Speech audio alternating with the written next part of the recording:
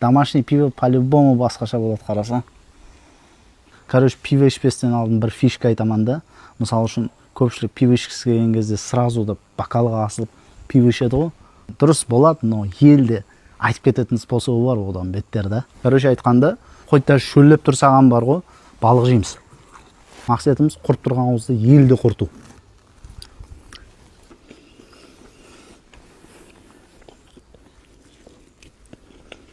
Анда мынау ұсынаған жеп көрек. Мынау бар ғой азыр. Денеңнің бәрін құртып жіберетін тек аузыңды.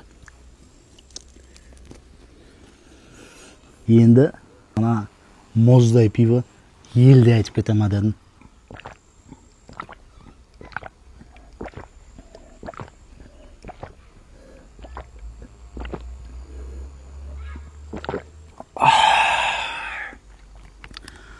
Мамасита болып кетті ма дедім.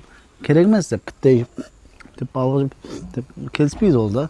Нормально 1-2 штук балық жейсіз, шөлейсіз, бір құясыз, тырс-тырс дейсіз. Конкретно болады.